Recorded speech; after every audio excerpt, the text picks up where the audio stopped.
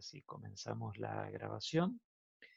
Vamos a hablar entonces de las arritmias cardíacas, un tema siempre un tanto engorroso, pero como les dije, voy a tratar de simplificar al máximo y sobre todo tomen nota de los tips que les voy a ir marcando para hacer el diagnóstico electrocardiográfico de cada una de las arritmias.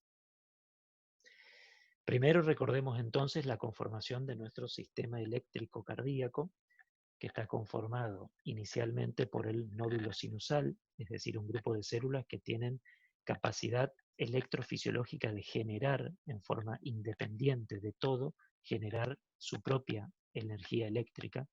Esa energía eléctrica generada en el nódulo sinusal se va a dispersar inicialmente por todo el tejido auricular a través de tres haces, conformado otra vez por células especializadas para la conducción eléctrica, y una vez que toda la actividad auricular se despolarizó, toda esa energía eléctrica va a confluir normalmente a nivel del nódulo aurículo-ventricular.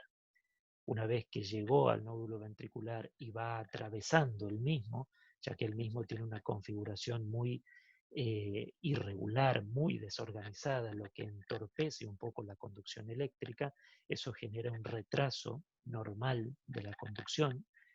Finalmente lo atraviesa el nódulo sinusal e inicialmente activa, despolariza al haz de His, que es un haz común que posteriormente se va a bifurcar en un haz derecho y un haz izquierdo, la rama derecha y la rama izquierda. A su vez, la rama izquierda, que es más gruesa anatómicamente, se va a bifurcar, ahora sí, en dos ramas más delgadas, que son la antero-superior y la postero-inferior.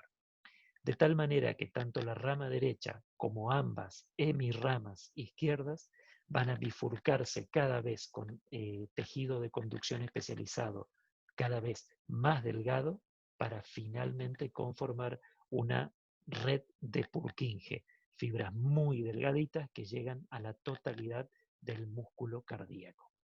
De esta manera quiero que recuerden hasta incluso visualmente esta imagen para ustedes poder después, desde el punto de vista electrocardiográfico, discernir entre una arritmia originada por arriba del nódulo auriculoventricular, es decir, en alguna parte del tejido auricular, ya sea el nódulo sinusal o cualquier otro sector de las aurículas, o arritmias generadas a nivel del nódulo auriculoventricular o arritmias generadas por debajo de las de His. De tal manera que vamos a poder con esto clasificar a nuestras arritmias. Primero recordar una pregunta que se repite a menudo en el consultorio, sobre todo, bueno, me pasa a mí porque me dedico a esto, pero les va a pasar tal vez en una guardia de emergencia, les va a pasar en el consultorio como médicos generales, que tal vez el paciente haya escuchado que le dijeron que tiene una arritmia. Entonces, lo primero que les va a preguntar a ustedes es, ¿qué es una arritmia? Y es muy bueno poder explicarle, según ustedes van a ir viendo con qué paciente están al frente, para ver de qué manera explican para que realmente la información llegue al paciente. Pero ustedes tienen que tener muy en claro que nosotros hoy por hoy hablamos de arritmia cuando tenemos cualquier tipo de trastorno, ya sea en el origen de la actividad eléctrica, es decir, si ya no se origina en el nódulo sinusal, estamos hablando de una arritmia. También teniendo en cuenta la frecuencia, si yo sé que tengo menos de 60 latidos por minuto o más de 100 latidos por minuto en una situación que no corresponde, yo sé que esa puede ser una taquiarritmia o una bradiarritmia. Si yo tengo un trastorno en la regularidad, es decir, los complejos QRS, los latidos cardíacos no son regulares, no son parejos, estoy hablando de una arritmia porque hay irregularidad en el latido del corazón. O si esta actividad eléctrica que debe ser conducida desde el nódulo sinusal hasta la última célula del miocardio sufre algún trastorno en esa conducción, se bloquea esa conducción, también estoy hablando de una arritmia. Es decir, que ya sea un trastorno en el origen, en la frecuencia, en la regularidad o en la conducción del impulso, estamos hablando de una arritmia. ¿Por qué se generan cualquiera de estos cambios de los que estamos hablando? Se pueden generar por múltiples situaciones. Todas estas situaciones pueden llegar a afectar al funcionamiento del sistema eléctrico en sí, del corazón, como del tejido miocárdico en sí, que debe ser el que se contrae en base a esta actividad eléctrica. Por lo tanto, cualquiera de estas alteraciones puede estar tanto a nivel del corazón en forma global, ya sea porque anatómicamente ha cambiado su tamaño, por ejemplo, un corazón extremadamente dilatado porque ha estado sobrecargado en cuanto a presiones o a volúmenes durante mucho tiempo, o porque hay una alteración tisular, es decir, el miocardio en sí es anormal, por ejemplo, en el contexto de ciertas miocardiopatías, como la miocardiopatía hipertrófica, por ejemplo, o alteraciones celulares, cuando ha habido una región infartada del corazón, o hasta incluso alteraciones simplemente moleculares. Y con alteraciones moleculares hablamos muchas veces de patologías genéticas, como el síndrome de Brugada, como la miocardiopatía ritmogénica del ventrículo derecho, como el síndrome de Cutelargo. Son todas alteraciones genéticas heredadas que simplemente tienen una alteración molecular que no puede ser en algunos casos diagnosticadas ni siquiera con el electrocardiograma. Es decir, que yo en base a todos estos cambios que nos pueden generar distintos tipos de arritmias, yo puedo clasificarlas de muchas maneras diferentes basándome en la frecuencia cardíaca para separarlas en taqui o bradiarritmias. Puedo separarlas en cuanto al origen, si el origen de mi arritmia es a nivel auricular o a nivel ventricular, si son regulares o irregulares, si son completamente asintomáticas o en realidad le generan un síntoma al paciente, o hasta incluso no solo si le generan un síntoma, sino que lo descompensan o no hemodinámicamente. Cuando hablamos de descompensar hemodinámicamente a un paciente, estamos diciendo que el paciente sufre o un trastorno del sensorio, por ejemplo, y tiene un síncope, o tiene insuficiencia cardíaca y empiezan a congestionarse sus pulmones. Ahí estamos hablando de una descompensación hemodinámica. O también podemos separarlas en sostenidas o no sostenidas. Generalmente hablamos de arritmias sostenidas cuando superan los 30 segundos de duración. Es decir, si una arritmia dura 5, 10, 15 segundos, hablamos de arritmias no sostenidas. Si tenemos una arritmia que supera los 30 segundos de duración, hablamos de una arritmia sostenida. También podemos hablar de arritmias de bajo riesgo de muerte súbita o arritmias de alto riesgo de muerte súbita. ¿De acuerdo a qué? De acuerdo al resto de los antecedentes del paciente y de acuerdo al cambio hemodinámico que le pueda generar o no este tipo de arritmia. Entonces, como hay muchas maneras de clasificar, yo les recomiendo a ustedes utilizar esta clasificación que se las armé yo para que tratemos de simplificar y de hablar un mismo idioma cuando nosotros hablemos de arritmias. Yo quiero que ustedes puedan entender a las arritmias de esta manera e incluso puedan expresárselas, ¿por qué no?, a su paciente cuando le comenten de qué tipo de arritmia estamos hablando. Primero, las podemos dividir en dos grandes grupos: arritmias rápidas, taquiarritmias, o arritmias lentas, bradiarritmias, poniendo como punto de corte menos de 60 latidos por minuto, hablamos de bradiarritmias. Más de 100 latidos por minuto, hablamos de taquiarritmias. Por supuesto, chicos, yo estoy simplificando al máximo cada uno de estos comentarios que les estoy haciendo, porque para cada uno de los comentarios yo les puedo asegurar que hay excepciones. ¿Entienden?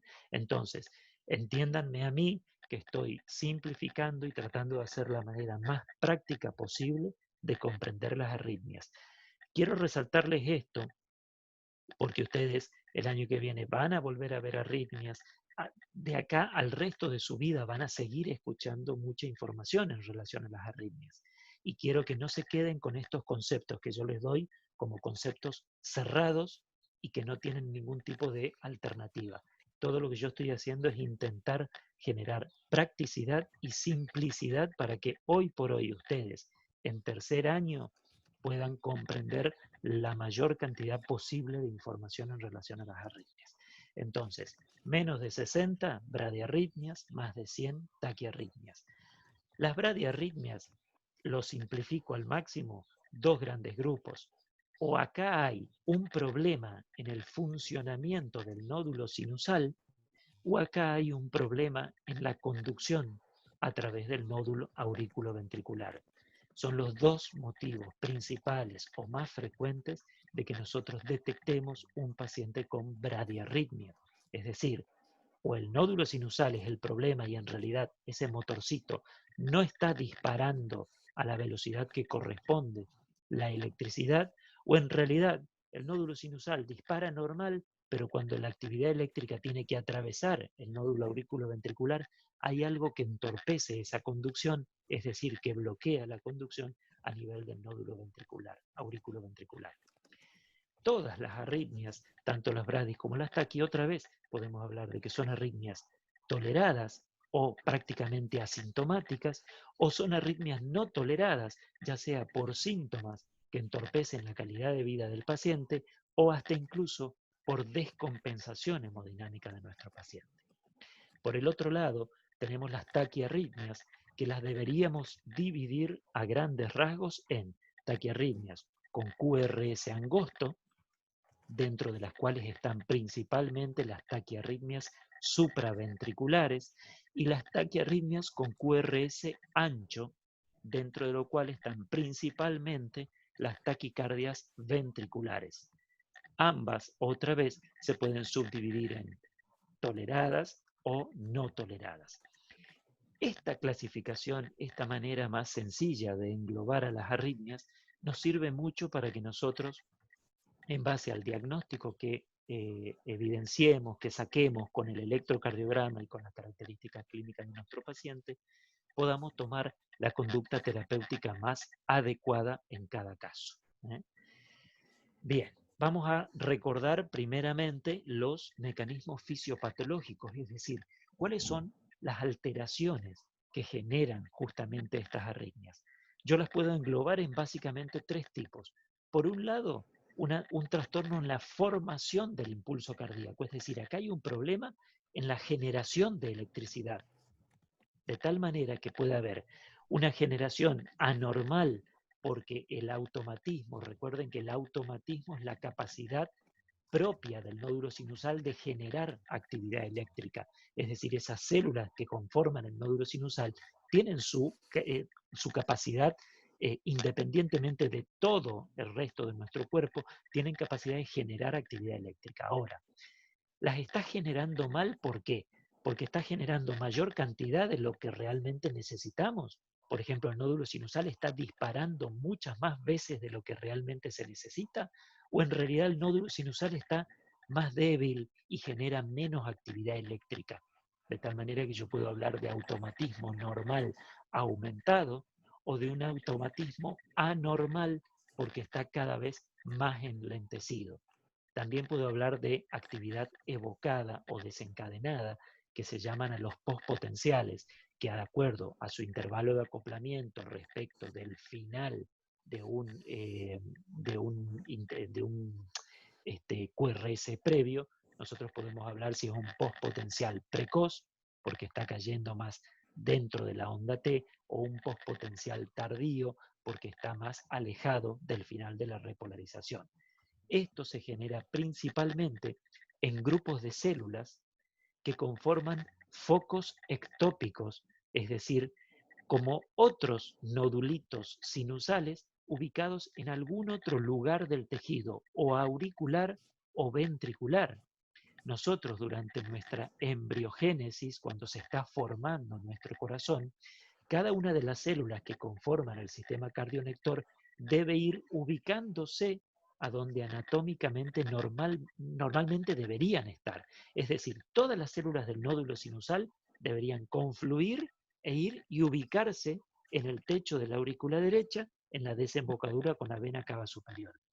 ¿Qué pasa si alguna de estas células que conforman el nódulo sinusal no llega a ubicarse a nivel del nódulo sinusal y en realidad tomó otro camino y se va, por ejemplo, hacia la aurícula izquierda? esa célula tiene la capacidad de generar automáticamente actividad eléctrica, pero como está ubicada alejada del nódulo sinusal, cuando se active esa célula y genere un potencial eléctrico, va a generar un latido cardíaco distinto al latido generado a nivel del nódulo sinusal. Entonces, esas células que quedaron fuera del lugar donde por la embriogénesis deberían haberse ido a ubicar, terminan conformando focos ectópicos que son muchas veces los responsables de extrasístoles auriculares o extrasístoles ventriculares. Por otro lado, tenemos como mecanismo fisiopatológico de las arritmias a los trastornos de conducción, es decir, a las alteraciones o del propio circuito normal del corazón cuando alguna rama se corta, se bloquea, se interrumpe, hay una lesión a nivel del miocardio donde está ubicada la rama o el nódulo auriculoventricular, o cuando por ciertas características electrofisiológicas del tejido miocárdico, es decir, por ejemplo, hagan de cuenta, una zona del corazón infartada, es decir, una zona del corazón muerta, sin ningún tipo de actividad eléctrica ni contráctil. Esa zona muerta del corazón va a facilitar que la actividad eléctrica cuando llegue a esa región quede dando vueltas en realidad alrededor de esa escara necrótica y genere un circuito de reentrada. Es decir, de reentrada, ¿por qué? Porque la actividad eléctrica, en vez de siempre venir desde el nódulo sinusal y dirigirse siempre en un único sentido, la actividad eléctrica va a quedar dando vuelta alrededor de esa escara, de esa cicatriz, y desde ese lugar va a disparar energía eléctrica al resto del corazón. Lo mismo pasa si es que, además de los cables eléctricos normales que conforman a nuestro sistema cardionector, nuestro corazón, durante la embriogénesis, generara algún otro cable de más que sobre, pero que conecte la aurícula con el ventrículo. A ese tipo de cables que sobran, que no deberían existir, nosotros los llamamos vías accesorias, es decir, cablecitos que sobran, que idealmente sería bueno que no estén, pero que muchas veces conectan a la aurícula con el ventrículo a través de otra región del corazón distinta al nódulo auriculoventricular, que debería ser la única vía de paso desde las aurículas hacia los ventrículos. Finalmente, hay un tipo de arritmia que es muy rara, en el que no me voy a meter para no confundir, que es la parasistolia, en el cual se combinan ambos principios fisiopatológicos de generación de las arritmias. De tal manera que generalmente hablamos de automatismo normal aumentado cuando nuestro nódulo sinusal dispara más rápidamente o mayor cantidad de impulsos eléctricos de lo que normalmente debería. Por ejemplo, ustedes y yo que estamos sentados, deberíamos estar entre 60 y 90 latidos por minuto, no más que eso. Si estuviéramos sentados escuchando la clase o yo simplemente hablando y yo estuviera a 120 latidos por minuto, yo tendría una arritmia, en este caso por un automatismo normal aumentado de mi nódulo sinusal. Hay que ponerse a estudiar a ver por qué mi nódulo sinusal está disparando más rápido de lo normal.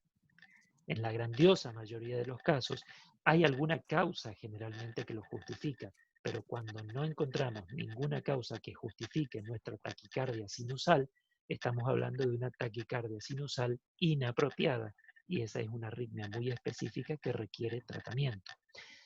Cuando hablamos de automatismo anormal, es lo que yo les comentaba sobre un grupo de células que tienen la capacidad de generar automáticamente actividad eléctrica, pero que no se ubicaron anatómicamente donde correspondía según el proceso de embriogénesis.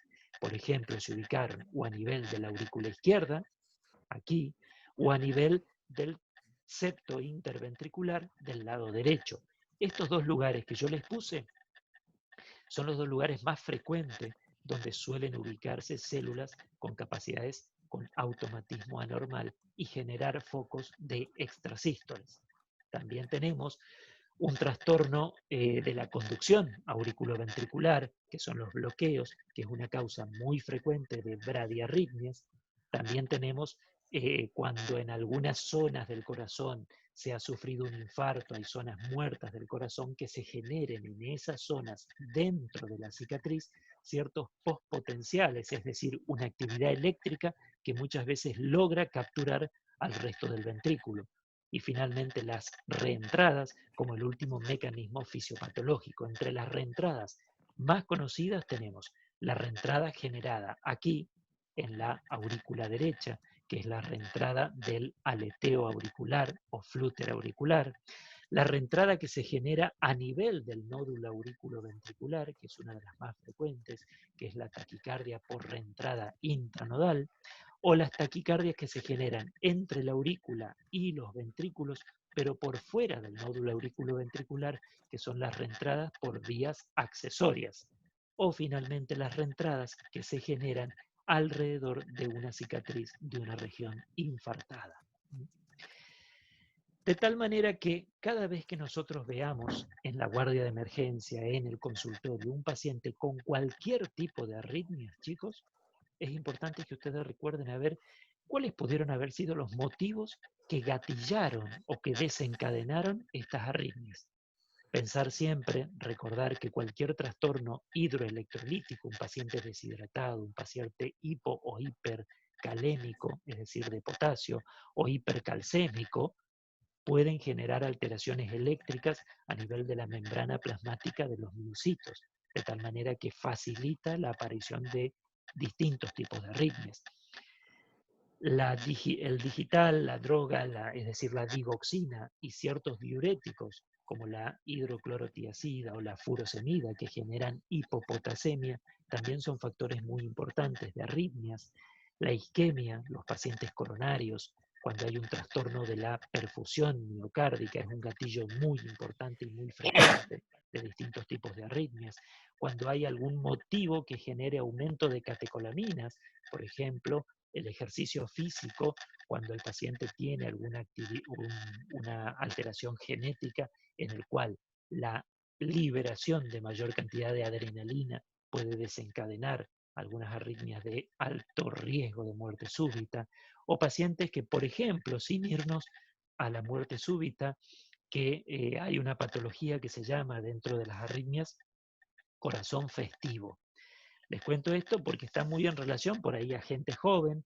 El corazón festivo es cuando muchas veces uno se va, se lo llamó así porque se lo asocia a irse de fiesta, tomar en forma excesiva alcohol, consumir en forma excesiva tabaco o marihuana o cocaína o cualquier otra droga ilegal que altere justamente la actividad eléctrica cardíaca y que facilite la liberación exagerada de catecolaminas y facilite así la aparición de distintos tipos de arritmias, es decir, de arritmias de bajo riesgo en algunos casos o hasta arritmias de alto riesgo. Finalmente, no olvidarnos nunca de los trastornos tiroideos, tanto del hipo como del hipertiroidismo, son causa de arritmias cardíacas, y en todos los pacientes que ustedes vean de acá al resto de su actividad asistencial como profesionales, recuerden que la insuficiencia cardíaca en distintos estadios, tanto los pacientes con insuficiencia cardíaca leve o los pacientes con insuficiencia cardíaca terminal, están asociados a mayor incidencia de distintos tipos de arritmias. Las arritmias cardíacas, principalmente las taquiarritmias, van a generar múltiples cambios hemodinámicos, múltiples cambios fisiológicos de nuestro corazón que van a alterar en cada uno de estas actividades fisiológicas que están detalladas en la diapositiva, de tal manera que todos estos cambios nos van a generar distintos tipos de síntomas a nosotros. No voy a ahondar en esto para no ocupar tiempo, pero por favor, lean, analicen y piensen por qué cada una de estas alteraciones fisiopatológicas, por qué nos van a generar un determinado síntoma. ¿Por qué consultan nuestros pacientes con arritmias? Nuestros pacientes con arritmias pueden consultar tanto por algunos síntomas, que es la causa más frecuente de consulta, como ya por la evidencia de ciertos signos. Lo más frecuente es que el paciente consulte por palpitaciones, o por disnea, o por mareos. son las causas más frecuentes por las que viene un paciente al consultorio o a la guardia de emergencia, ya sea por palpitaciones rápidas o palpitaciones irregulares o por ya síntomas como disnea en distintos grados funcionales o por haber padecido un síncope, ¿por qué no? Ya como signo en este caso, o muchas veces por otros signos que pueden llegar a ser un poco más confusos, por ejemplo, el dolor precordial, la tos, la debilidad generalizada, que muchas veces uno a primera instancia tal vez lo asociamos a otra cosa. Yo digo dolor precordial y a lo primero que lo voy a asociar y debería pensar es a enfermedad coronaria, es a isquemia miocárdica. Sin embargo, muchas veces las arritmias cardíacas pueden llegar a dar la misma sensación de opresión precordial con la misma irradiación, ya sea por la arritmia en sí o porque la arritmia genere cierta isquemia miocárdica. También puede tal vez el paciente no tener un síntoma muy importante como para llevarlo a la consulta, pero sí tal vez le llama la atención que tiene más de 100 latidos por minuto estando en reposo, o porque el paciente está en reposo, no siente nada raro, pero cada vez que se controla la presión, el aparatito le marca que tiene 48 latidos por minuto, por ejemplo. Tal vez el paciente no le genera síntomas, pero le llamó la atención el número y consulta y les pregunta a ustedes a ver de qué se trata y si es importante o no tener 48 latidos por minuto. O tal vez el paciente percibe en el pulso, cuando se toma, en carótidas, a nivel radial, percibe que el latido cardíaco de él no es parejo.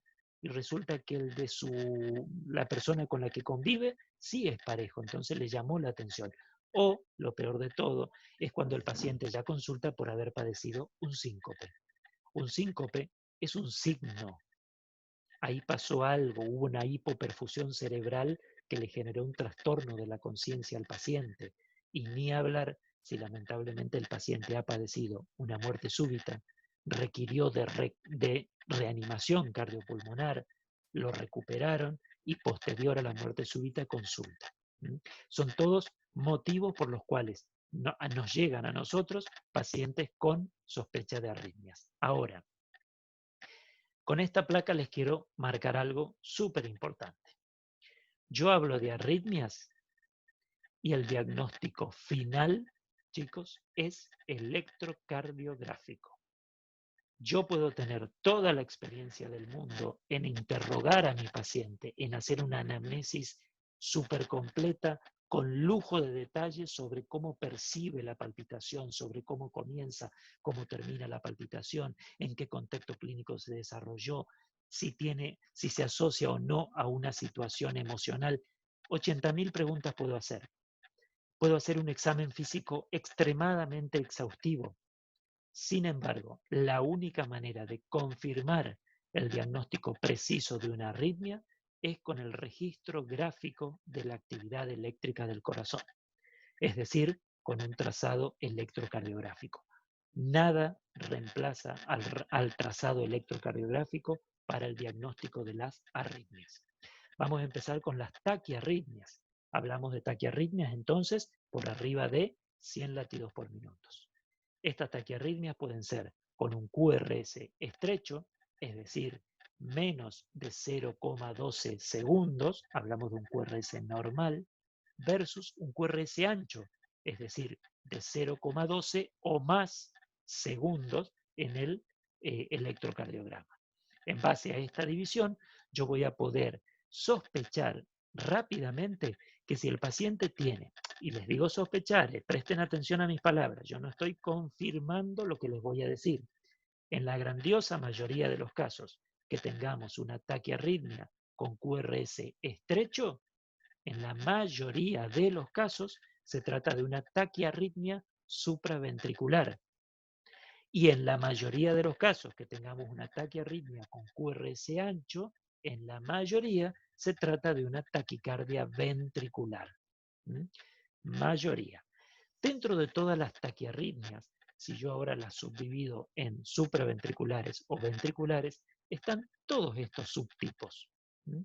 Ustedes después los léanlos, analícenlos a cada uno, vamos a hablar rápidamente de cada uno, pero es la manera más rápida y grosera de clasificar a las arritmias. Las supraventriculares, las cuales en su mayoría son de QRS estrecho, y las ventriculares, en las cuales en su mayoría son de QRS ancho.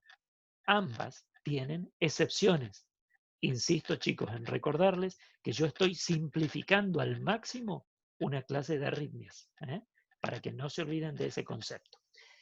Primera taquiarritmia de QRS estrecho, la taquicardia sinusal, la más sencilla de diagnosticar. ¿Por qué? Porque nosotros ya en el electrocardiograma sabemos cómo diagnosticar el ritmo sinusal. Habíamos dicho cuando dimos la clase de ritmo sinusal que hablamos de ritmo sinusal siempre que haya una onda P adelante de cada QRS, que esa onda P se haya originado en el nódulo sinusal, y para yo saber si se originó en el nódulo sinusal, analizo la morfología de la onda P, el eje de despolarización de la onda P, si esa onda P tiene alrededor de los 60 grados en el eje, yo sé que viene desde arriba hacia abajo, de derecha hacia izquierda, entonces yo puedo afirmar que se originó a nivel del nódulo sinusal. Hablo de una taquicardia sinusal cuando el paciente supera los 100 latidos por minuto, cuando yo tengo P adelante de cada QRS, cuando tengo una P de origen en el nódulo sinusal y tengo un intervalo PR siempre igual. No digo un PR normal, digo un PR siempre igual, porque podemos tener un PR normal, es decir, de menos de 0,20, pero yo también puedo tener una taquicardia sinusal con un PR prolongado, un PR de 240 milisegundos, estaríamos hablando de un bloqueo AB de primer grado, pero con una frecuencia ventricular arriba de 100 latidos por minuto, estaríamos hablando de una taquicardia sinusal con un bloqueo AB de primer grado. Fíjense todas las causas que pueden generar una taquicardia sinusal. Entonces, ¿cuándo pasa a ser importante la taquicardia sinusal? Cuando no hay una causa fisiológica, es decir, una causa normal que justifique la taquicardia. Por ejemplo, si alguna de ustedes está embarazada con una panza de gigante ya a punto de parir, pero es totalmente lógico que estén taquicárdicas en reposo, porque el embarazo está generando al corazón una mayor exigencia porque tiene que perfundir a 2 personas. Definitivamente ese nódulo sinusal se ve exigido y tiene que estar taquicárdico, de tal manera que hay claramente un motivo fisiológico para justificar la taquicardia. Si yo salgo a correr, sin dudas que tengo que estar taquicárdico, pero si yo estoy en reposo, sentado, y estoy a 125 latidos por minuto, yo tengo que investigar una causa patológica que me esté generando una taquicardia sinusal. Y ahí las tienen a todas descritas.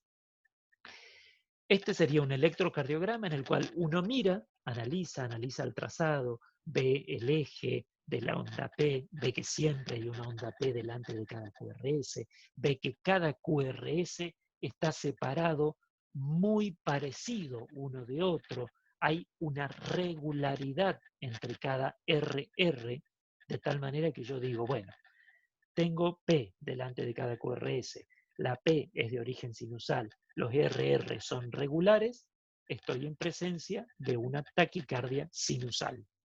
¿Qué pasa si yo en realidad analizo, veo que hay onda P delante de cada QRS, veo que el PR es estable, siempre es igual, pero miro más en detalle y veo cierta irregularidad entre los RR. Veo que algunos RR están más próximos entre sí, otros RR están más distantes entre sí, es decir, hay irregularidad entre los RR. Y esa irregularidad es superior a 3 cuadraditos, es decir, a más de 0,16 segundos. Yo puedo pensar que se trata de una arritmia sinusal respiratoria, que es totalmente fisiológica, es totalmente normal de encontrarla en niños, en adolescentes, en deportistas profesionales, o muchas veces no solo en adolescencia, sino de que en adultos jóvenes también podemos observar una arritmia sinusal.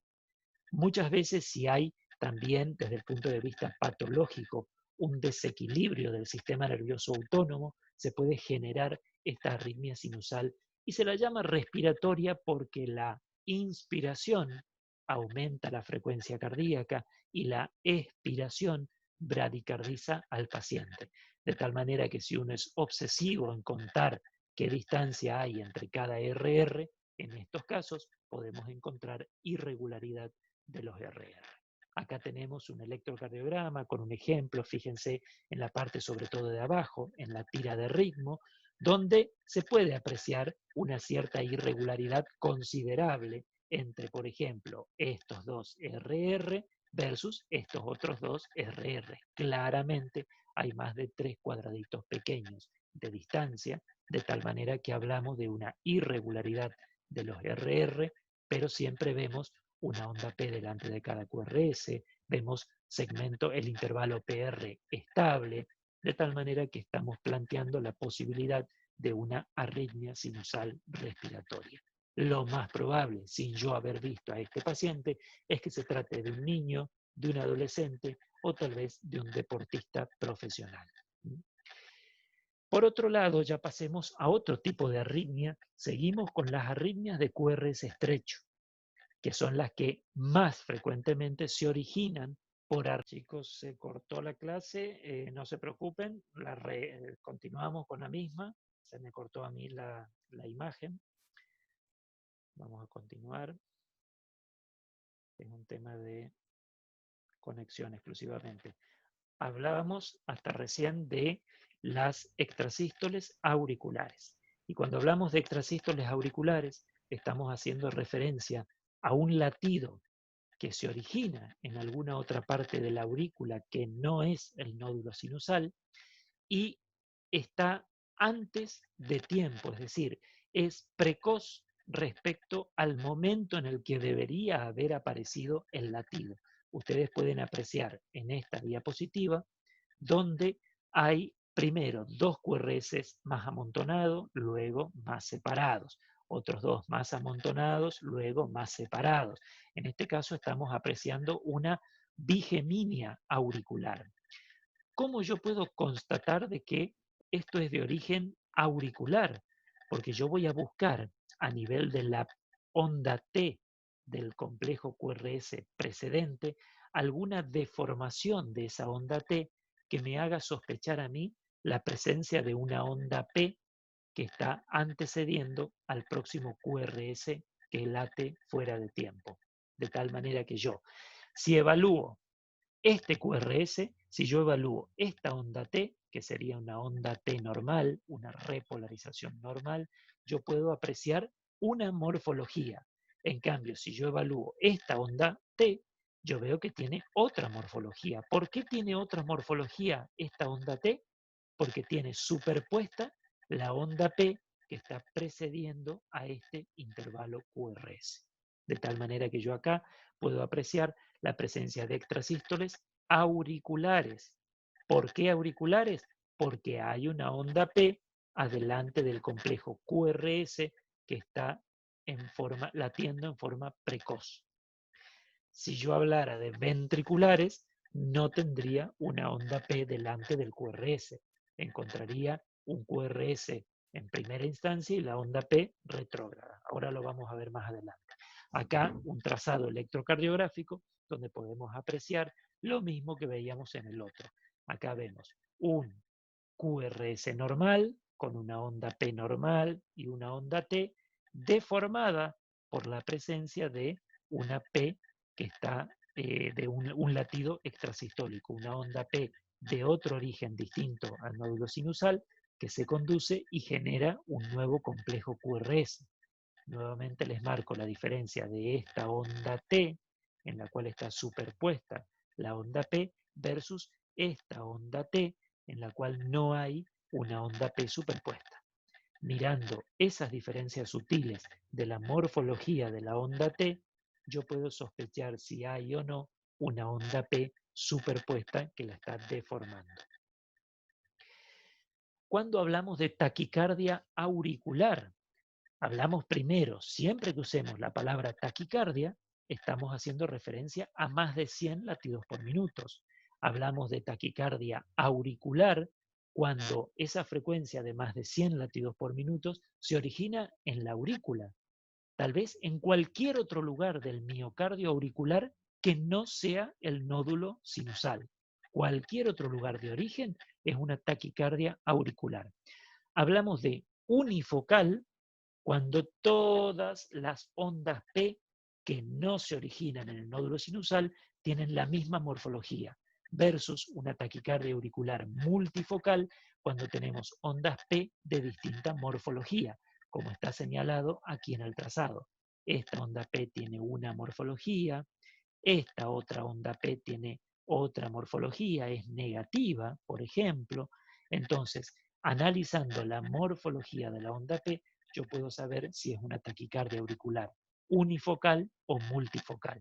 ¿En quiénes se da generalmente las taquicardias auriculares multifocales?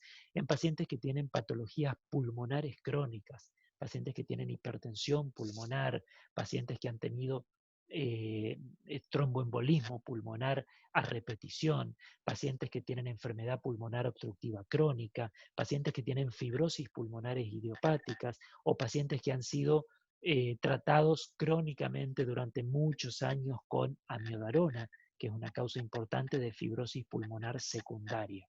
Entonces, cuando el paciente tiene más de 2 morfologías diferentes de onda P, un intervalo PR variable, RR es variable, estamos en presencia de taquicardia auricular multifocal. Y hablamos de unifocal o monofocal cuando todas las ondas P son exactamente iguales unas a otras y generalmente el ritmo es regular, a diferencia de las taquicardias auriculares multifocales en las cuales habitualmente el ritmo es irregular. Entonces, vayan grabando los conceptos. Taquicardia, más de 100 latidos por minuto. Auricular nos está diciendo que el foco de origen es a nivel del tejido auricular, por fuera del nódulo sinusal, pero a nivel del tejido auricular. Y es unifocal o multifocal si nosotros evidenciamos una o más de 2 morfologías. Recuerden que anatómicamente la aurícula derecha tiene múltiples recesos anatómicos, ahí están enumerados uno por uno, y esta cantidad de recesos anatómicos genera mucha alteración a la hora de organizar la actividad eléctrica para que pueda despolarizar en forma uniforme a la aurícula derecha. De tal manera que muchas veces estos recesos anatómicos conforman circuitos que facilitan que la actividad eléctrica quede circunscripta a una región determinada. Esto pasa principalmente en el ciclo del aleteo auricular o del flúter auricular, como ustedes lo quieran llamar. ¿Qué es lo que pasa? Que a nivel de la aurícula derecha, teniendo en cuenta la desembocadura de la vena cava superior, la crista terminalis, la vena cava inferior, el istmo cavo tricuspidio, es decir, la región por donde se unen la vena cava inferior y el anillo de la válvula tricúspide y finalmente el septo interauricular, conforman un circuito anatómico el cual facilita que muchas veces la actividad eléctrica quede circunscripta a ese circuito. Ya no se genere en el nódulo sinusal y siga el camino normal, sino que quede actividad eléctrica dando vueltas de esa manera en la aurícula derecha y a partir de ese circuito de reentrada difundir la actividad eléctrica para el resto del corazón. Ese circuito eléctrico generado a nivel de la aurícula derecha genera a nivel del electrocardiograma un trazado muy clásico que es el famoso dientes de sierra o dientes de serrucho, en lo cual nosotros observamos una rampa de ascenso rápida, una determinada meseta y una rampa de descenso más lenta. Ese diente forma parte de lo que es el circuito a nivel de estos recesos anatómicos en la aurícula derecha. Cuando nosotros vemos esto en el trazado electrocardiográfico, es decir, entre cada QRS observamos una línea de base con forma de dientes de sierra, estamos en condiciones de asegurar que nuestro paciente tiene un aleteo auricular o un flúter auricular. Después está el especialista para decirle si es un aleteo auricular típico o atípico, si es con giro horario o antihorario, si es ítmico o no ítmico, pero lo importante para ustedes es que cuando ustedes entre dos complejos QRS puedan evidenciar ondas en serrucho como las que están viendo, ustedes puedan hablar de que están en presencia de un aleteo auricular o flúter auricular. Acá tenemos un trazado de la vida real donde ustedes podrán observar que en casi todas las derivaciones, pero presten atención a este detalle, no en todas las derivaciones, porque yo acá en la derivación D1 no veo dientes de sierra. ¿Dónde se ven preferentemente los dientes de sierra en un aleteo auricular? Se ven preferentemente siempre en la cara inferior del corazón, es decir, derivaciones D2, D3 y ABF. Siempre busquen ahí las ondas de sierra para ver si están en presencia o no de un aleteo auricular. Por otro lado, ya cuando ese circuito de reentrada que yo les marqué a nivel de la aurícula derecha finalmente termina por desorganizarse, por no crearse un circuito dentro de las aurículas y cada zona de la aurícula está latiendo como puede, estamos hablando de que la actividad auricular se desorganizó por completo, de tal manera que no podemos apreciar una onda una conformación normal a nivel del electrocardiograma. No encontramos ni una onda P, ni encontramos ninguna otra onda que se repita en forma regular como para hablar de un mecanismo de reentrada. Cuando yo no puedo apreciar una onda que sea visible claramente a nivel del trazado electrocardiográfico o veo ondas muy irregulares, siempre de distinto tamaño, totalmente heterogéneas una de otra, yo estoy en presencia de una fibrilación auricular, es decir, un ritmo eléctrico de las aurículas totalmente desorganizado, un ritmo irregularmente irregular, de tal manera que vamos a ver una línea de base totalmente desorganizada como la aprecian aquí. Por lejos, chicos, la fibrilación auricular es la arritmia más frecuente en todos los contextos clínicos, desde un paciente totalmente sano hasta un paciente terminal, en un paciente con o sin cardiopatía, en un paciente con o sin una alteración genética, en un paciente que tiene una causa o no secundaria que gatille la arritmia, la fibrilación auricular, independientemente del grupo etario, muchas veces sigue siendo la causa más frecuente de arritmia. Es la causa más, es la arritmia que más frecuentemente van a ver ustedes, hagan la especialidad que hagan. Todos ustedes, yo les puedo asegurar hoy, van a tener algún paciente que tenga fibrilación auricular. La fibrilación auricular en estos últimos años se ha convertido en una pandemia, así como la que estamos viviendo con el coronavirus. A medida que la edad, la mortalidad de la población disminuye y tenemos mayor expectativa de vida, con el incremento de la edad de la población, se incrementan los pacientes con fibrilación auricular, ya que a mayor edad, mayor posibilidad de desarrollar fibrilación auricular.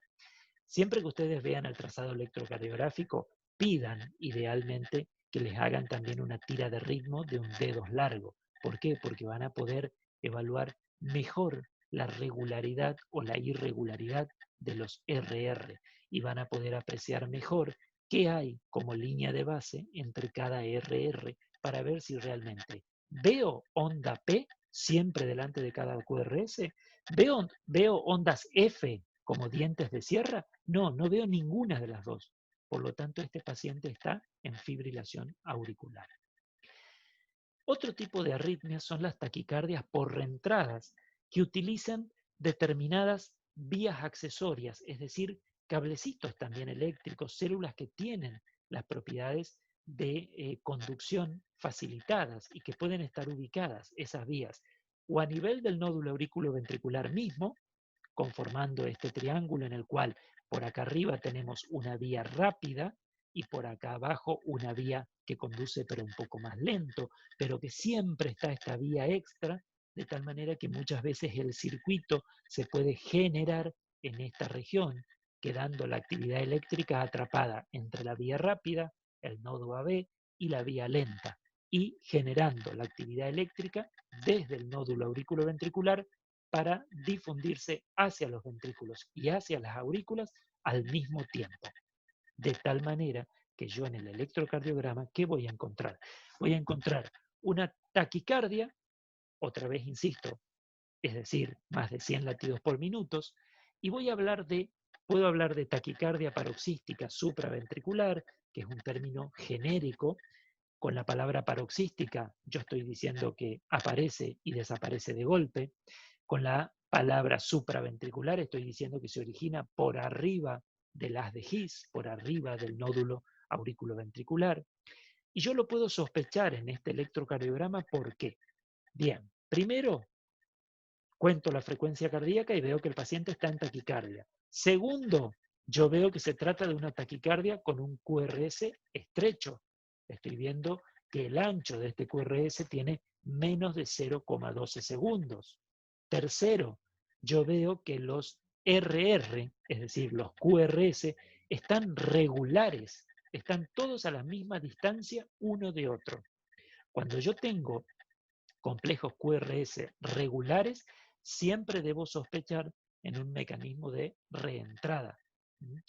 Y en este caso, yo veo una taquicardia con QRS estrecho, con QRS regulares, debo irme inmediatamente a buscar en B1, en la derivación precordial B1, si el final del QRS se encuentra deformado con esa puntita de más, con esa onda pequeña que altera el final del QRS, ya que esa partecita final del QRS en realidad es la misma onda P que está deformando al QRS. ¿Por qué pasa esto? Porque como les dije recién, la actividad eléctrica se está generando a nivel del nódulo auriculoventricular, es decir, a nivel del centro de nuestro corazón. Y desde ahí la actividad eléctrica se dirige hacia las aurículas y hacia los ventrículos al mismo tiempo.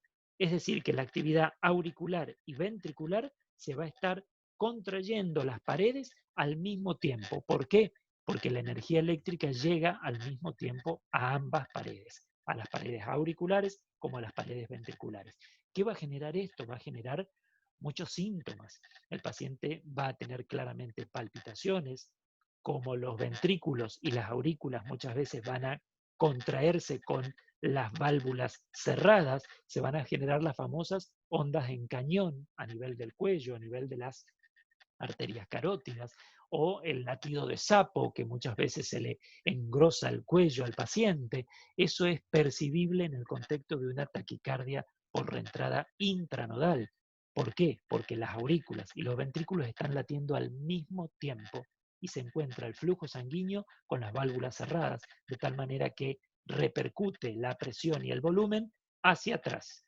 En el electrocardiograma, entonces yo voy a encontrar o que la onda P deforma el final del QRS o directamente puedo no ver en absoluto la onda P porque queda incluida dentro del QRS. Ese mismo paciente, una vez que yo revierto su taquiarritmia, yo interrumpo el circuito, ya sea mediante masajes del seno carotidio, mediante esfuerzos o maniobras de Valsalva, comprimiendo el abdomen y generando presión, o mediante la administración de fármacos como la adenosina, que se administra en bolo endovenoso, yo voy a interrumpir el circuito y voy a ver cuando el paciente salga en ritmo sinusal, que en la misma derivación donde yo encontré esas ondas P chiquititas al final del QRS, resulta que yo ahora miro ese mismo QRS en sinusal y yo no encuentro esa deformación al final del QRS porque ya la onda P volvió a su lugar. Ya el nódulo sinusal está generando la actividad eléctrica y la onda P queda delante del QRS. Yo confirmo, comparando los dos electrocardiogramas, que durante la taquicardia yo veía una deformación del final del QRS versus en ritmo sinusal, yo no veo esa deformación al final del QRS. De esa manera, yo confirmo que esa deformación del QRS en taquicardia se trataba de la onda P conducida en forma retrógrada. ¿Qué pasa si en vez del circuito eléctrico de reentrada, en vez de ubicarse a nivel del nódulo aurículo-ventricular, en realidad una vía, la vía rápida, que es la normal, está a nivel del nódulo aurículo-ventricular, pero la vía de conducción lenta o retrógrada se ubica, por ejemplo, a nivel de las paredes izquierdas de nuestro corazón? En este caso se generarían unas reentradas más grandes, porque si eran acá a nivel del nódulo auriculoventricular es una reentrada muy pequeña. Si la vía en realidad está a nivel de las cavidades izquierdas, el circuito de reentrada va a ser mayor, de tal manera que a nivel electrocardiográfico, ahora lo vamos a ver, se puede hacer ese diagnóstico diferencial. Pero antes de pasar a la próxima diapositiva, yo les quiero mostrar que si la actividad eléctrica queda circunscripta a bajar por el nódulo auriculoventricular y subir retrógradamente por la vía accesoria, yo voy a hablar de taquicardias por reentrada ortodrómicas. Mientras que si pasa al revés, baja por la vía accesoria rápida y sube, perdón, por la vía accesoria que tiene conducción más enlentecida, pero sube por la vía rápida del nódulo auriculoventricular, yo voy a hablar de taquicardias por reentrada auriculoventricular antidrómicas. ¿Y cómo vamos a diferenciar esto en el electrocardiograma? Primero, observando, empezamos de nuevo, el mismo caminito. Taquicardia, porque tiene más de 100 latidos por minuto. QRS estrecho, porque el QRS dura menos de 0,12. Yo miro rápidamente y donde yo veo una deformación que me hace sospechar que puede llegar a ser una onda P, es aquí, por ejemplo. Vamos a ver dónde lo vamos a marcar. Acá, en la derivación D2. Esto puede llegar a ser una onda P, pero fíjense que esta onda P no está detrás del QRS, no está pegado al final del QRS. Es decir, que tal vez el circuito que genera esta onda P, que, a ver, la primera pregunta que ustedes se pueden estar haciendo ahora es, ¿por qué esa onda P que está delante del próximo QRS no es una onda P sinusal? Porque yo sé que esta onda P en realidad es retrógrada, es decir, se activó la aurícula desde abajo hacia arriba. ¿Por qué? Porque en D2 la onda P de origen sinusal tiene que ser positiva. Y yo acá veo claramente una onda P de predominio negativo. De tal manera que esta onda P se está generando desde el nódulo auriculoventricular hacia arriba, no está viniendo desde el nódulo sinusal hacia abajo. Entonces yo sé que esta onda P es de conducción retrógrada, viene desde los ventrículos hacia arriba.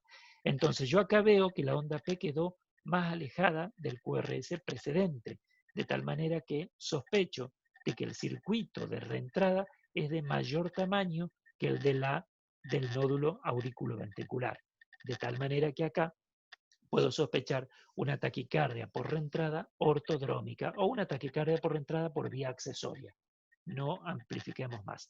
¿Hay excepciones a todo esto que yo les estoy diciendo? Sí, chicos, todo lo que les vengo diciendo tiene excepciones, pero insisto, no se las comento para no complicar.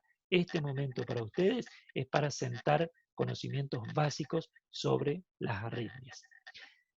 ¿Qué diferencias hay entre una taquicardia por reentrada auriculoventricular por vía accesoria si es antidrómica o si es ortodrómica? Las ortodrómicas van a ser de QRS estrecho y las antidrómicas van a ser de QRS ancho. No voy a ampliar más para no desorientarlos, porque ahora más adelante sí les quiero resaltar este concepto.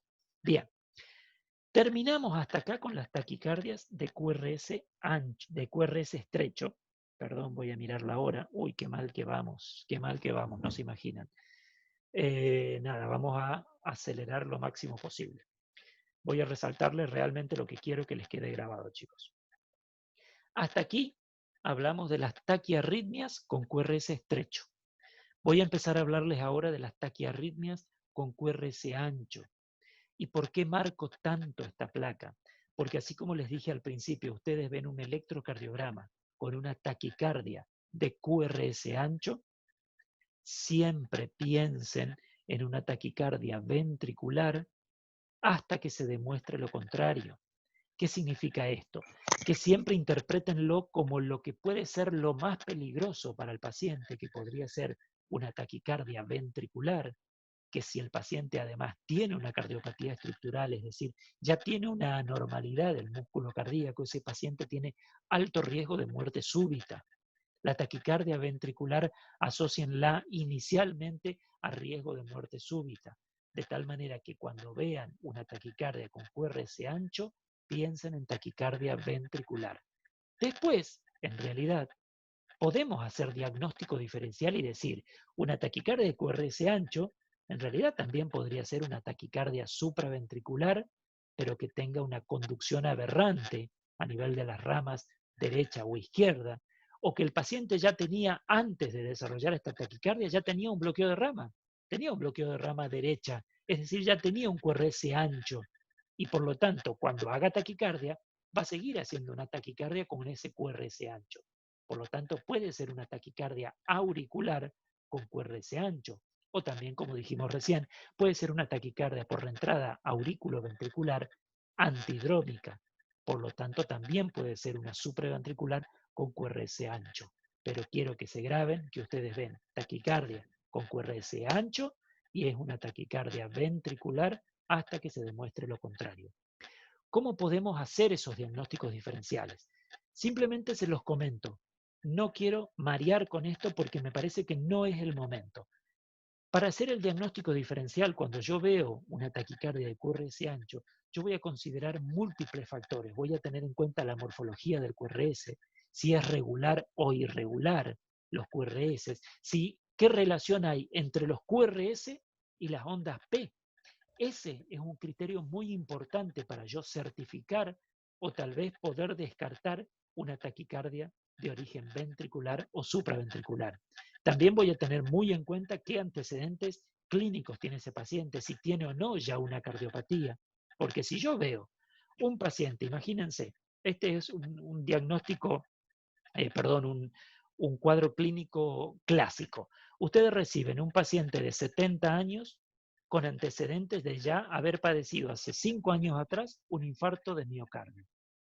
Con ese antecedente, ustedes ya saben que en alguna parte del miocardio ese paciente tiene una zona necrótica. Ese paciente tiene, por ende, hablamos de una cardiopatía isquémica. Entonces, un paciente con una taquicardia con QRS ancho, que yo sé que tiene una cardiopatía isquémica, de acá hasta que yo demuestre lo contrario, se trata de una taquicardia ventricular. Entonces, siempre voy a preguntar características de cómo comenzó, si súbitamente o en forma progresiva, si cortó, cómo cortó, en qué contexto se presentó, si había una situación de estrés físico o de estrés psíquico, si la taquicardia le generó o no cambios hemodinámicos a mi paciente, para sumar información para yo confirmar o descartar si se trata de una taquicardia ventricular. Tal vez el criterio, ahora, a grandes rasgos, el criterio más importante para que ustedes, desde el punto de vista electrocardiográfico, puedan asegurar que ese paciente tiene una taquicardia ventricular, es el poder apreciar una disociación de la actividad eléctrica auricular, acá la onda P, de la actividad eléctrica ventricular de los QRS. Yo miro este trazado electrocardiográfico y veo mayor cantidad de QRS que de ondas P. Y fíjense que la onda P cae en distintos momentos del intervalo RR. De tal manera que yo estoy asegurando que las aurículas están latiendo a una velocidad y los ventrículos están latiendo a otra velocidad. Por lo tanto, esta taquicardia de QRS ancho tiene su origen en el ventrículo. Es una taquicardia ventricular. Mm.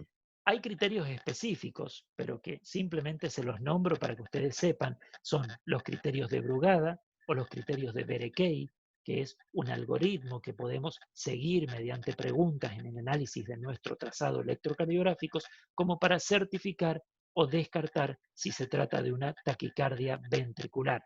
No vamos a entrar en detalle, pero sí quiero que lo hayan escuchado alguna vez, los criterios de Brugada o los criterios de Berekei, que son los que se utilizan para diagnosticar una taquicardia ventricular. Entonces, vamos a hablar de arritmias ventriculares cuando el origen de la anormalidad electrocardiográfica que nosotros estamos evaluando se origina en el ventrículo, como lo dice la palabra.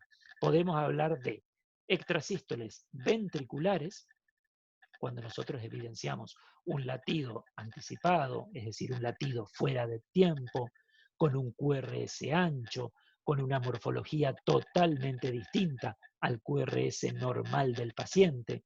Entonces, en ese contexto, yo puedo evidenciar que esta extrasístole es una extrasístole ventricular.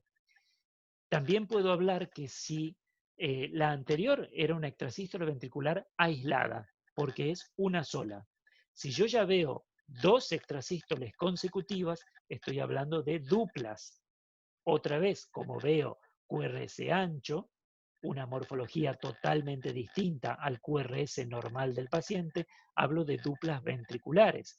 O si el paciente tiene 3 o más latidos de origen ventricular consecutivos, hablamos de taquicardia ventricular no sostenida.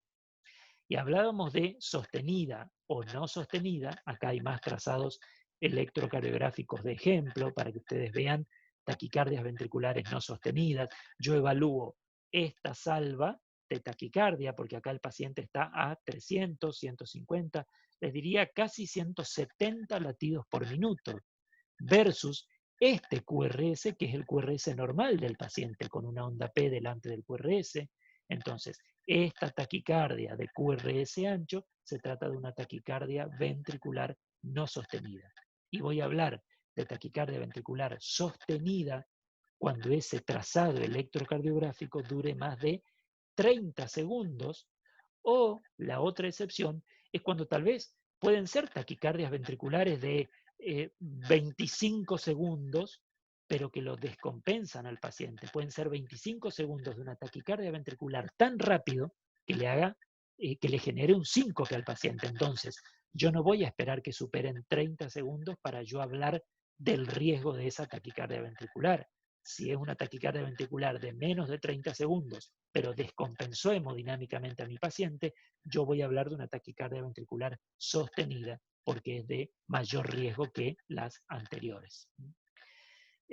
Acá tenemos trazados electrocardiográficos donde podemos apreciar una taquicardia con QRS ancho y que siempre que veamos taquicardia con QRS ancho, inicialmente debemos pensar en una taquicardia ventricular. Como podemos ver, perdón, todos los QRS anchos, cada uno en su derivación electrocardiográfica, son todos iguales, de tal manera que yo hablo de una taquicardia ventricular sostenida monomórfica, porque tienen una única morfología. Es monomórfica porque tiene una única morfología todos los QRS. Mientras que si yo veo, como en este caso, este trazado electrocardiográfico donde hay QRS con distintas morfologías, veo QRS ancho pero con distinta morfología uno de otro, yo estoy hablando de una taquicardia ventricular polimórfica o también se puede llamar torsión de punta, justamente por esa imagen de algunos QRS más grandes, otros más pequeños, se vuelve a agrandar. Es como un tirabuzón que está girando y por eso se le suele decir torsión de punta o taquicardia ventricular polimórfica. Acá vemos que, por ejemplo, en pacientes que tienen un síndrome de QT largo, un síndrome genético, en el cual hay alteración de las proteínas, de las moléculas que entran y salen de cada una de las membranas de los miocitos, vemos cómo en cierto momento el QT que está prolongado, yo cuando les di la clase de electrocardiograma les hacía hincapié en la importancia de la prolongación del intervalo QT, es decir, de la repolarización ventricular como responsable de este tipo de arritmias, que es la taquicardia ventricular polimórfica o torsada point en francés o torsión de punta en español, que es lo mismo, es una arritmia de muy alto riesgo porque tiene la posibilidad de transformarse en fibrilación ventricular. que es sinónimo de parada cardíaca. O pueden tener la suerte, como en este caso, como ustedes verán, se inicia aquí la torsión de punta, pero en forma espontánea, sin necesidad de una cardioversión, la arritmia espontáneamente se interrumpe y el paciente vuelve al ritmo sinusal. Este paciente solo hizo un síncope, mientras que si esta arritmia termina degenerándose en fibrilación ventricular, vamos a ver un paciente que hace una muerte súbita. Otra causa de torsión de punta o de taquicardia ventricular polimórfica son los bloqueos auriculoventriculares completos, cuando el paciente tiene un escape extremadamente lento. Finalmente, cualquiera de estas arritmias ventriculares pueden degenerar en fibrilación ventricular. Y así como les dije, de la fibrilación auricular es una arritmia completamente desorganizada la actividad eléctrica del corazón, de las aurículas, perdón. En este caso, la fibrilación ventricular es una actividad completamente desorganizada de la actividad eléctrica de los ventrículos. Por lo tanto, al no haber una organización de la electricidad ventricular, el músculo miocárdico no se contrae. Por lo tanto, la fibrilación ventricular en un trazado electrocardiográfico es sinónimo de parada cardíaca, de parada de contracción. Las paredes ventriculares no se mueven, es decir, no movilizan sangre al resto del cuerpo. Fibrilación ventricular es sinónimo de parada cardíaca, es sinónimo de muerte súbita, es sinónimo de, en forma urgente, realizar un choque eléctrico y hacer RCP hasta poder tener un desfibrilador cerca, y una vez que lo tenemos al desfibrilador, cargar e inmediatamente desfibrilar. Acá tenemos un trazado electrocardiográfico de 12 derivaciones con una fibrilación ventricular, donde no vemos en ningún momento un trazado que sea compatible con un QRS normal. No encontramos nada que sea normal. Hay una actividad eléctrica completamente desorganizada y así como su palabra dice, fibrilación ventricular, si es fibrilación hay que desfibrilar de urgencia. Y voy muy rápido, y esto sí es muy cortito, chicos, para terminar las clases, las bradiarritmias, en el cual podemos dividirla otra vez. A las bradiarritmias dijimos menos de 60 latidos por minuto, con múltiples excepciones. No me voy a meter. Las bradiarritmias pueden ser o porque nuestro nódulo sinusal está latiendo muy lentamente, y estamos hablando de una disfunción del nódulo sinusal, o porque nuestro sistema de conducción eléctrico está deteriorado y hay ciertos bloqueos a nivel de nuestro sistema cardionector. Y principalmente esos bloqueos son a nivel del nódulo auriculoventricular. Entonces, las dos causas más frecuentes de bradiarritmias son o la disfunción sinusal o los bloqueos auriculoventriculares. Hablamos de disfunción sinusal y se puede presentar de distintas maneras la disfunción sinusal. La más frecuente es la bradicardia sinusal, es decir, vamos a tener un trazado electrocardiográfico donde vamos a percibir una onda P normal, de origen a nivel del nódulo sinusal, con el eje y con la morfología normal, con un intervalo PR siempre igual, y digo siempre igual, no un intervalo PR normal, porque otra vez podemos tener un bloqueo AB de primer grado asociado a una bradicardia sinusal. Entonces, acá lo importante es tener siempre onda P delante de cada QRS, que el intervalo PR sea estable y que la frecuencia de los ventrículos, es decir, de los QRS, sea siempre menor a 60 latidos por minuto. Saber de que la bradicardia sinusal, lo mismo que la taquicardia sinusal, nosotros siempre debemos primero descartar causas secundarias de bradicardia sinusal.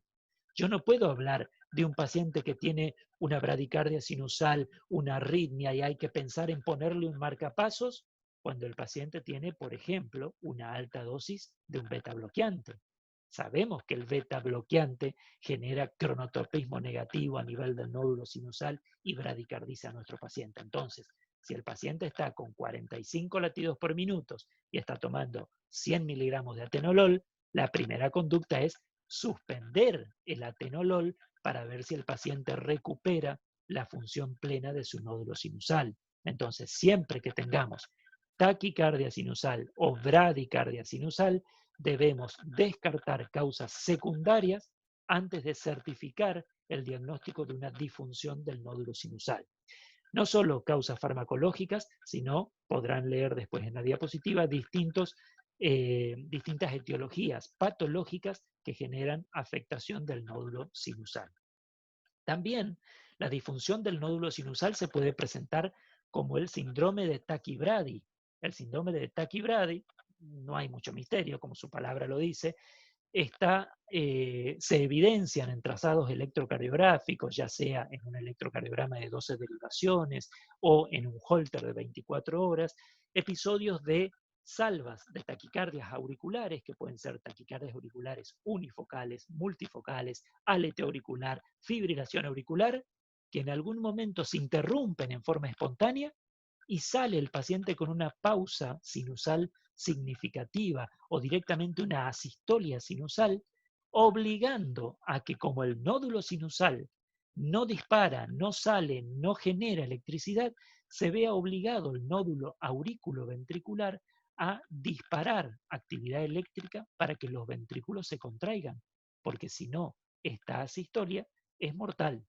Entonces, en forma refleja, el nódulo aurículo-ventricular se ve obligado a generar una actividad eléctrica ventricular. En este caso, esto se llama un escape ventricular, un escape del ritmo de la unión, es decir, el que toma el comando en este caso es el nódulo aurículo-ventricular, la unión aurículo-ventricular.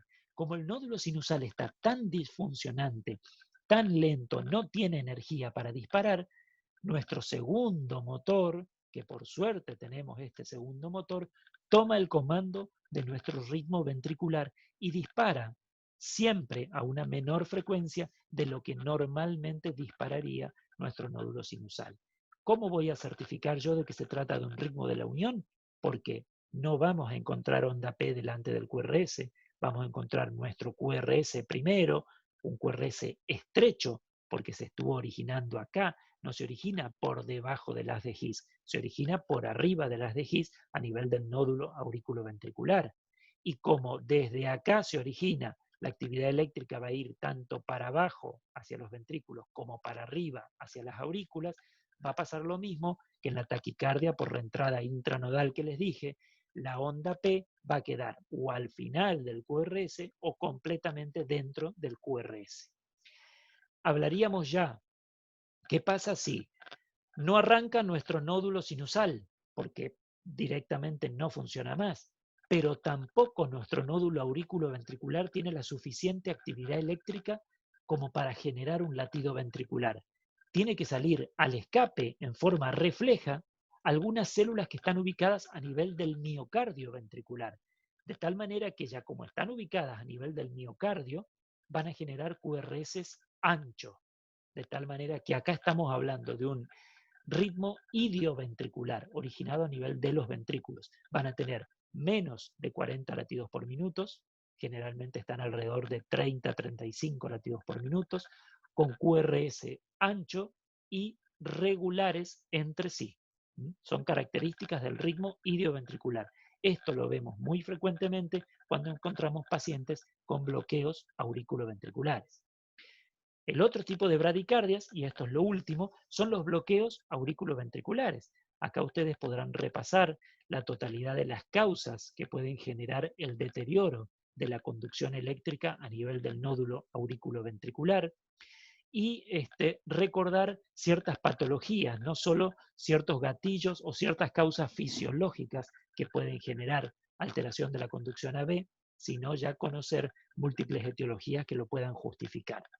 Recordemos que para el diagnóstico tenemos que la conducción auriculoventricular debería ser normal cuando el intervalo PR es mayor de 0,12 o menor de 0,20. Si el intervalo PR es mayor a 0,20, es decir, mayor a 200 milisegundos, pero la totalidad de las ondas P son conducidas y hay un QRS a continuación, hablamos solo de un bloqueo AB de primer grado. Es decir, que solo hay un retraso en la conducción del estímulo eléctrico que viene desde las aurículas para pasar hacia los ventrículos. En cambio, Hablamos de bloqueo AB de segundo grado cuando alguna de las ondas P que está viniendo desde la aurícula no logra atravesar el nódulo auriculoventricular y no logra generar un complejo QRS. En ese caso hablamos de un bloqueo AB de segundo grado que puede ser de tipo 1 o de tipo 2. Repasen en la clase de electrocardiograma porque lo dimos con mucho detalle para que puedan hacer el diagnóstico diferencial.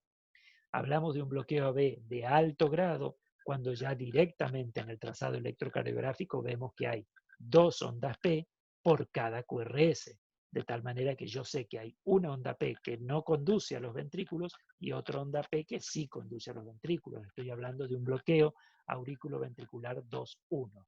Y finalmente, el grado más avanzado de bloqueo de la conducción auriculoventricular es el bloqueo auriculoventricular completo o de tercer grado. Las próximas imágenes, no, todavía no, ya les digo más adelante. ¿Qué cuadro clínico presentan estos pacientes? Generalmente el paciente que tiene un bloqueo AB de primer grado es asintomático. Es asintomático. Es más, lo más probable es que cualquiera de nosotros, o yo, o ustedes que están escuchando la clase, alguno de nosotros podamos tener un bloqueo AB de primer grado. Es completamente asintomático y no tiene repercusión clínica. No es grave, no pasa nada. Hay que saber tranquilizar a nuestro paciente y sí resaltarle que como evidenciamos un bloqueo de primer grado, sí tenemos que hacer un seguimiento, controles reiterados en consultorio para ver que ese trastorno de la conducción AB no progrese y dentro de 2 meses tengamos un bloqueo de segundo grado. Siempre que veamos un bloqueo de primer grado, también vamos a investigar a ver cuál puede ser la causa que está afectando la conducción de mi nódulo auriculoventricular. Una posibilidad poco frecuente es que los pacientes con bloqueo AB de primer grado, pero que tienen más de 300 milisegundos el intervalo PR, sí puede haber síntomas, sí pueden generarle disnea, mareo, debilidad generalizada o intolerancia al ejercicio. ¿Por qué?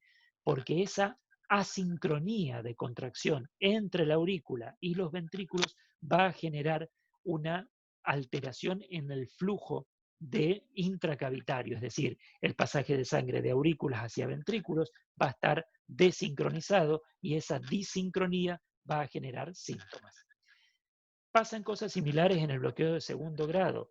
En la mayoría de los casos son asintomáticos, pero acá ya cada vez hay más riesgo de síntomas y de avanzar hacia un bloqueo auriculoventricular de alto grado, donde generalmente vemos pacientes sintomáticos por disneas, mareos o episodios sincopales, o en los pacientes con bloqueo AB de tercer grado, bloqueo AB completo, donde es una urgencia.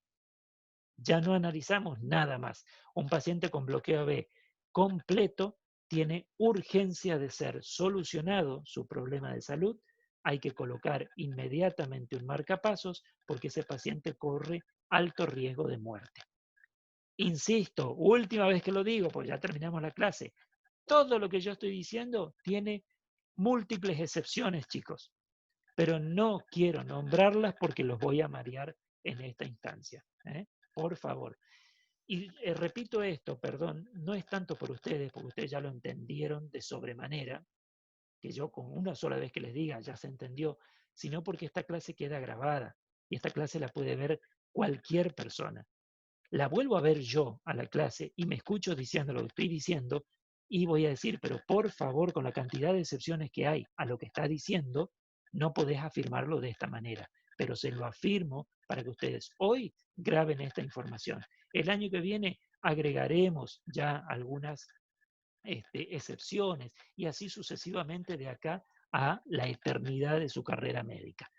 Estas próximas diapositivas, como les dije, las charlamos mucho cuando dimos el trazado electrocardiográfico respecto a los bloqueos auriculoventriculares. La extrema importancia de analizar la correlación que hay entre la onda P y el QRS.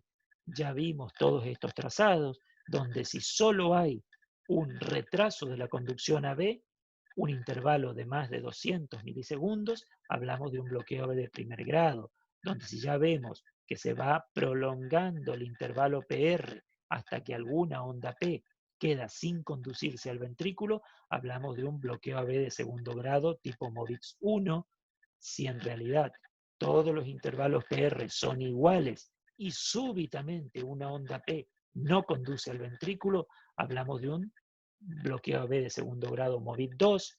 Si vemos dos ondas P por cada QRS, teniendo en cuenta siempre que la onda P que está más próxima al QRS siempre tiene el mismo intervalo PR, hablamos de un bloqueo AB de alto grado o bloqueo AB 2.1.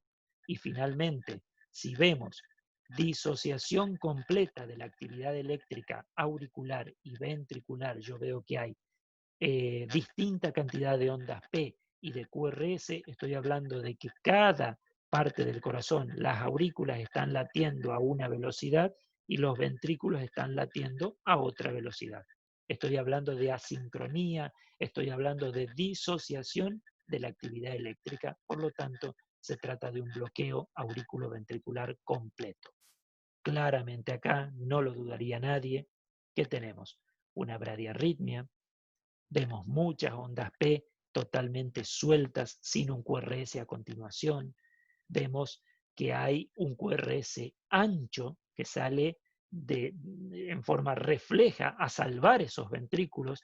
Es un ritmo idioventricular de escape para evitar justamente la muerte del paciente. Estos pacientes, chicos, les van a llegar a ustedes, lamento asustarlos, pero les van a llegar porque es una urgencia en todas las guardias y a este tipo de pacientes tenemos que tomar medidas de urgencia, desde colocar drogas inotrópicas positivas que intenten acelerar la frecuencia cardíaca, como de inmediatamente colocar un marcapasos transitorio para poder salvarle la vida a nuestro paciente.